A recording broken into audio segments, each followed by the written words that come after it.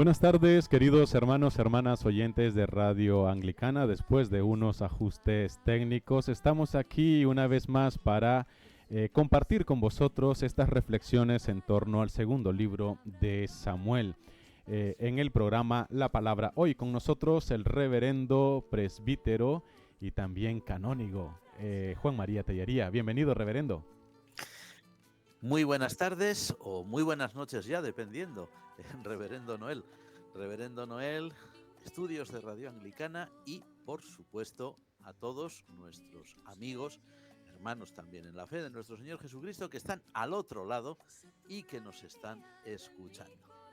Totalmente, como ya habíamos avisado a nuestros oyentes que están en las listas de entrega de actualizaciones de Radio Anglicana, les habíamos comentado pues que hoy por motivos especiales iniciaríamos el programa media hora después, unos minutos pasados de la media hora después, damos inicio por algo extraordinario que hemos tenido que solucionar a último momento, pero en las siguientes emisiones o en los siguientes reprises de este programa serán en el horario habitual. Y también esperamos en las próximas emisiones también en el horario habitual. Gracias por la paciencia, gracias también por la comprensión. Y bueno, damos inicio como siempre poniéndonos en las manos de Dios. Reverendo. Padre nuestro que estás en los cielos, te damos gracias, Señor, porque a pesar de todas las dificultades técnicas que a veces pueden surgir, tú permites que estemos en antena y que estemos en compañía de nuestros amigos, en compañía de nuestros hermanos, para compartir y reflexionar todos juntos acerca de tu santa palabra. En esta tarde-noche, Señor, queremos también agradecerte que tú nos des este privilegio y también queremos seguir, Padre nuestro, intercediendo por todas aquellas personas que sufren, todas aquellas personas que pasan por situaciones trágicas en sus vidas, todas aquellas personas que se pudiera decir que han perdido la esperanza, porque deseamos, Señor, que tú les des esa esperanza, la esperanza que solamente en Cristo puede ser real. Y permite, Señor, que de alguna forma también este programa contribuya a que eso sea un hecho cierto en la vida de tantas y tantas personas como necesitan el Evangelio de Jesús en este mundo. En tu nombre te agradecemos, en el nombre del Padre, del Hijo y del Espíritu Santo. Amén. Amén. Luz en mi sendero, lámpara es tu palabra para mí. Gracias a los hermanos que nos escuchan a través de las aplicaciones móviles de Radio Anglicana, los que nos ven y nos escuchan a través de la transmisión en vídeo en este momento en las distintas plataformas donde está presente Radio Anglicana, principalmente en las páginas de Facebook, en los grupos de Facebook y también en nuestro canal de kit.com. Gracias por acompañarnos y bueno, pues esto es la palabra hoy. El tema que hoy nos ocupa en estas reflexiones en torno al segundo libro de Samuel es el imperio de David. Y usaremos como referencia los capítulos del 8 al 10 de este segundo libro de Samuel. También recordarles que si hay algún momento en el que quieran interactuar con nosotros, escribirnos su aporte, su comentario o alguna duda o inquietud que tengáis, lo podéis hacer al 698-6806-96. Si están fuera de España, anteponiendo el signo positivo a este número, pueden hacernos llegar sus reacciones aquí en directo a los estudios de Radio Anglicana.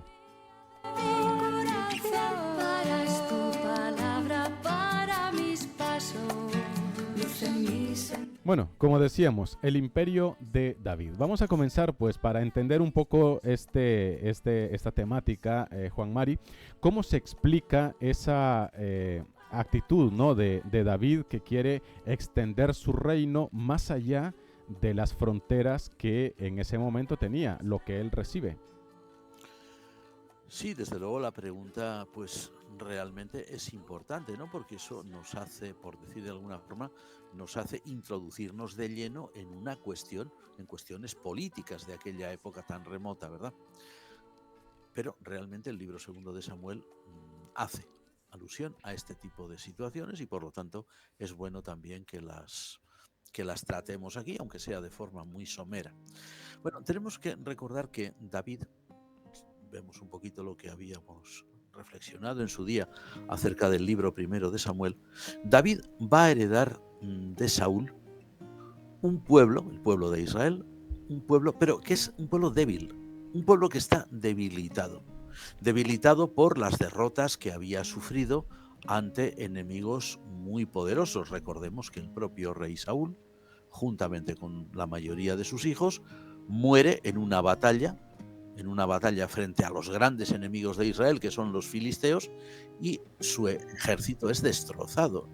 David hereda, por lo tanto, un reino débil. Pero, por otro lado, David hereda un reino con una gran conciencia por parte de sus súbditos, por parte del pueblo hebreo, de las tribus hebreas, una gran conciencia de la necesidad imperiosa de una supervivencia nacional. Puede ser un pueblo débil, pero es un pueblo que quiere sobrevivir, que no quiere sucumbir ante enemigos pues mucho más poderosos que ellos. La política de David, por lo tanto, fue en principio la de ocupar pueblos pequeños que viven alrededor del territorio palestino de aquella época, alrededor de la tierra de Canaán, y convertirlos algo así como una especie de estados tapones, estados tapones que dependen de Israel, dependen de David, pero que van a garantizar la supervivencia de Israel, porque esos pueblos sometidos a David, en caso de invasión enemiga, lucharían por salvaguardar su propia supervivencia, sus propios territorios, con lo que estarían protegiendo al pueblo de Israel. Por otro lado, el texto sagrado también menciona que hubo provocaciones de algunos de esos estados fronterizos, de algunos de esos pueblos, a los que David respondió de forma contundente, porque David no podía permitir, como monarca responsable que era, que su pueblo desapareciera o que su pueblo sucumbiera. Es decir, David aparece como en estos capítulos mencionados, los capítulos 8 al 10 del libro segundo de Samuel, aparece como un gran estadista, alguien que tiene una clara visión política, y esa visión es, por encima de todo, la protección de su pueblo, la protección de sus fronteras, la protección de sus territorios, la protección de las tribus ancestrales de Israel, que, como hemos dicho, corrían siempre un gran peligro. Y luego en estos capítulos, Juan Mari, ¿qué circunstancias podemos al menos visualizar en estos capítulos que favorecieron esa creación del imperio israelita? Circunstancias, vamos a mencionar dos que son básicas. Pudo haber otras, pero básicamente vamos a decir que hubo dos. Por supuesto, nos movemos, como decíamos, ¿no?, dentro del punto de vista meramente humano, meramente político, ¿no? Uh-huh. Bueno, por un lado, David tiene la previsión de crear un ejército nacional fuerte que permita campañas militares exitosas. El ejército nacional de la época de Saúl había sido deshecho por los filisteos, como hemos dicho, el propio rey Saúl había caído en la refriega, en la batalla, juntamente con la mayoría de sus hijos. Aquel ejército había sido prácticamente aniquilado. David se da cuenta de que es necesario tener un contingente militar fuerte. Pensemos que David está actuando como lo que es un estadista meramente humano. Eso por un lado. Pero por el otro, hay que tener en cuenta que la situación política internacional de aquel momento pues era muy favorable al engrandecimiento, a la extensión territorial de Israel, ¿no? Pensemos que las dos grandes potencias mundiales de aquel entonces, que era Egipto al sur y Asiria al norte, pues estaban paralizados, tanto Egipto como Asiria, por graves problemas internos de los cuales los historiadores nos hablan, ¿no? O sea, ellos así que ninguno de los pueblos sometidos por David, de aquellos pequeños estados tapones que decíamos antes, ninguno de aquellos pueblos podía recabar ayuda, pedir ayuda ni a Siria ni a Egipto, porque tenían esos dos grandes imperios pues muchos problemas internos. Entonces, claro, la debilidad de aquellas dos grandes potencias le dejaba a David un margen de maniobra militar bastante amplio. O sea, el dominio de un territorio tan grande como el que pretendía David podía además asegurar que Israel tuviera el control de las vías comerciales que unían Mesopotamia a Siria, Siria y Egipto. Y eso, desde luego, pues era una gran fuente de ganancias para el Estado hebreo.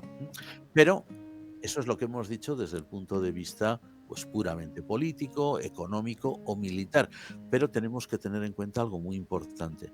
Para los autores sagrados, que están siempre atentos a la providencia de Dios sobre Israel, para los autores sagrados, el hecho de que David pudiera engrandecer a su país, pudiera proveerse de pueblos que defendieran sus fronteras y extenderse, es una indicación de que Dios daba la victoria a David por donde quiera que iba.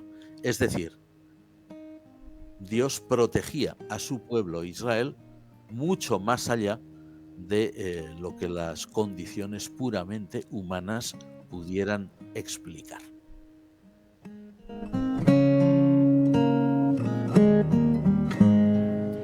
Y estos pequeños estados que habían alrededor de Israel, Juan Mari, ¿cuál fue la reacción de ellos ante esta expansión hebrea? Lógicamente muy mala, ¿no? Lógicamente de una terrible hostilidad, ¿no?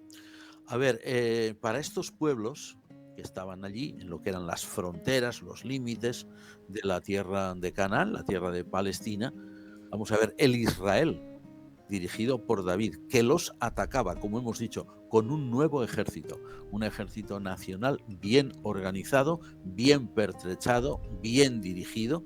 Ese Israel no era ya una ligera, ¿no?, como si se pudiera decir, o una débil federación tribal en la que, como había sido en épocas no muy recientes, en la que cada tribu miraba por sus propios intereses y no le importaban las demás.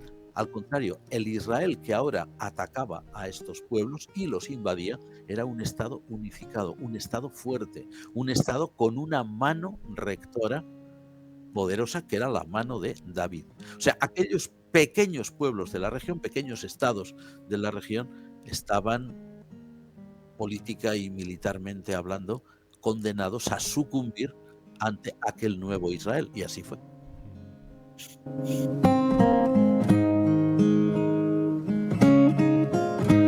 Ahora, Juan Mari, me gustaría preguntarte desde el punto de vista de la fe, ¿no? ¿Cómo podríamos nosotros considerar o cómo podríamos ver que esas expansiones del imperio hebreo era parte del propósito divino? ¿Cómo podemos ver eso? O igual no tenía nada que ver, pero ¿cómo podría ser eso? A ver, si recordamos un poquito la historia patriarcal, ¿no? Génesis capítulo 15. A ver, es en el capítulo 15 donde, si la memoria no nos engaña, Dios le promete a un hombre que se llama Abraham, que será el padre de Israel y de otras naciones. Bueno, y finalmente el padre de todos los creyentes, evidentemente, ¿no? Pero para lo que a nosotros nos importa, el padre de Israel. En Génesis 15, Dios le hace a Abraham una promesa que implica un territorio para su descendencia. Y ese territorio se extendía, porque además el texto de Génesis lo indica claramente, ¿no? Se extendía desde lo que entonces se llamaba el río de Egipto, que no es el Nilo.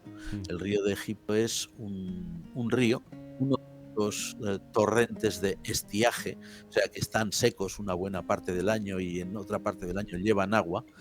Hoy se llama Wadi el Arish en árabe. Bueno, pues ese río de Egipto que está en la península del Sinaí, pero hacia el norte, desaguando en el Mediterráneo, desaguando cuando lleva agua naturalmente, desde ese río de Egipto, dice la promesa divina, hasta el río Éufrates. Es decir, si nos imaginamos un poquito, si tenemos en mente el mapa del Medio Oriente, el territorio que Dios le dice a Abraham que será la tierra que él dará a sus descendientes es, fijémonos bien, por un lado la tierra de Canaán, o sea, lo que se llama Palestina, la tierra de Palestina. No lo que hoy en nuestros días llamamos los territorios palestinos, que es otra cosa, sino Tierra Santa, ¿no? La tierra de Canaán, cuyo nombre real es Palestina, realmente. Bueno, pues todo ese país, más la zona del Negev, es decir, el desierto, lo que es el desierto que toca la península del Sinaí y llega hasta el Mar Rojo, ¿no? Bueno, el Mar Rojo por el Golfo de Áqaba, la parte oriental, parte de lo que hoy llamamos Transjordania, o sea, parte del reino actual de Jordania, Siria, que es un país que también es destacado, el Líbano, es decir, hasta el río Éufrates. O sea, un buen trozo del Medio Oriente. El imperio de David, el imperio que construyó David y que luego se mantuvo más o menos con su hijo Salomón, ocupó precisamente toda esa zona, toda esa tierra, desde el Wadi el Arish, el río de Egipto, hasta el Éufrates. Lo ocupó prácticamente todo él, con la bendición de Dios, que eso es lo que dice el texto sagrado, porque Dios le daba la victoria. A ver, aquí ocurre como ocurre tantísimas veces en la Biblia. Si miramos estas conquistas de David desde el punto de vista meramente humano, podríamos decir que todo eso se debe, pues como decíamos, a la gran previsión de David, al ejército que él supo organizar y pertrechar, a los buenos mandos que tenía ese ejército, a condiciones políticas favorables por aquí y por allá, pero los agiógrafos, los autores sagrados, que miran siempre más allá de lo puramente humano, interpretan claramente que estas hazañas bélicas que tuvieron lugar y que sin duda fueron difíciles, esas hazañas bélicas formaban parte de ese cumplimiento de aquella promesa que Dios había hecho a Abraham. Es decir, Dios estaba utilizando medios puramente humanos para que aquella tierra prometida formara parte del territorio de su pueblo.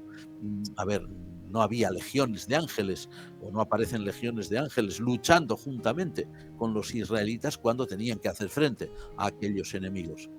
Pero, sin embargo, es evidente que para los hagiógrafos toda aquella coyuntura política y militar era el cumplimiento de aquella promesa.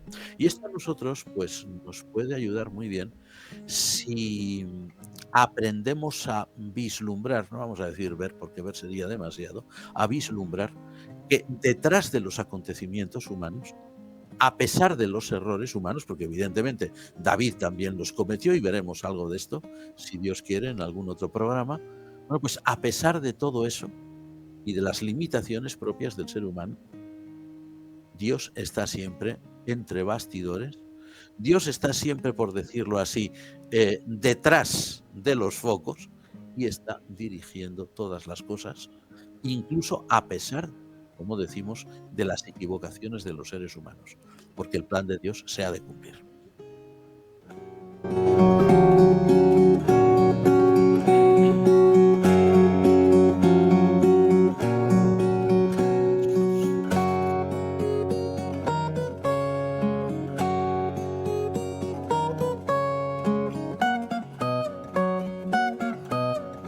Bueno, para ir finalizando, Juan Mari, me gustaría que finalizáramos con este señor, con Mefiboset, y me gustaría preguntarte por qué el rey David muestra tanta compasión para esta persona. ¿Quién es y por qué? Bueno, Mefiboset, según no se habla demasiado de él, ¿verdad? No se dice demasiado, pero sí lo suficiente, ¿no? Mefiboset era un descendiente de Saúl, concretamente un nieto suyo, porque era hijo de, recordemos, Jonatán, o Jonatán, como dicen algunos, era hijo de aquel a quien tanto había querido David en vida. Por lo tanto, a pesar de que era, sin duda alguna, por decir así, el heredero de la dinastía saulita, una dinastía hostil a David, evidentemente, y enemiga del reino de David, pero para David, Mefiboset era por encima de todo el hijo de su amigo Jonatán. Y además, por lo que dice el texto, evidentemente era un hombre lisiado de ambos pies, es decir, lo que diríamos hoy una persona inválida, por una razón, porque, como también cuenta el relato bíblico, pues en cierta ocasión tuvo que huir, pues cuando era muy pequeño, la persona que lo llevaba en brazos cayó con él y él pues quedó para siempre lisiado. Eso es por un lado, ¿no? Por evidente, pues humanidad. Mefiboset era el hijo de Jonatán. Y entre Jonatán y David había un pacto de amistad perpetua que también abarcaba a sus descendientes. O sea, David, al favorecer a Mefiboset, al mostrarse, como hemos dicho, ¿no?, compasivo con él, estaba pues siguiendo pues aquel pacto, aquella alianza que había hecho con su difunto amigo Jonatán. Pero también podemos detectar ahí, como no, un importantísimo, no importante, sino importantísimo juego político. David era un gran estratega y era un gran hombre de Estado, ¿no? Y es que al auxiliar, al ayudar, al compadecerse de Mefiboset, David estaba limpiando, por decir de alguna forma, su propia imagen ante los partidarios que había, evidentemente, de la monarquía antigua, de la monarquía de Saúl. Les estaba diciendo: yo no soy el enemigo de la monarquía de Saúl, al contrario, yo soy su continuador, porque yo era el yerno de Saúl, formo parte de su familia, y fijaos, yo no hago daño a un descendiente de Saúl, al contrario, lo apoyo porque lo considero familiar mío, ¿no? Es decir, había sin duda, las dos razones, y probablemente algunas más también, ¿no? Pero por resumirlas, por humanidad y por cariño hacia Jonatán, pero también como un juego político de decir: yo me presento como el heredero real de Saúl. Por lo tanto, no tengo nada que temer de Mefiboset, ni pienso hacerle ningún daño, al contrario. Señor, dame vida según tu promesa. Bueno, queridos hermanos, gracias por habernos acompañado. Llegamos al final de esta emisión de su programa La Palabra Hoy. Recordarles que en aproximadamente 10 minutos ya tendremos disponible la grabación de este programa en el canal de YouTube de Radio Anglicana, donde también están los programas anteriores y las emisiones anteriores en torno también a este segundo libro de Samuel. Muchísimas gracias por habernos acompañado. Muchísimas gracias también a ti, reverendo Juan Mari. Y a vosotros, lógicamente, a vosotros y a nuestros amigos. No sería posible el programa. Totalmente. Pues muchísimas gracias a todos. Y pues les animamos para dentro de 8 días, a la hora habitual, estaremos aquí una vez más con su programa La Palabra Hoy, si Dios así lo permite. Hasta entonces, que el Señor os bendiga y alabado sea Jesucristo. Amén. Mi sendero, tu palabra es la luz,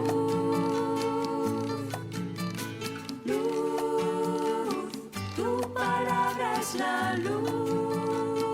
Inclino mi corazón a cumplir tus leyes. Sé tú la alegría de mi corazón. Sé tú la alegría de mi corazón. Para es tu palabra, para pues desde la fe. Usted está en sintonía de Radio Anglicana, transmitiendo vía internet en www.radioanglicana.es. También puede escucharnos en su dispositivo móvil, descargando nuestra aplicación para Android e iOS. Radio Anglicana, la voz de la Iglesia.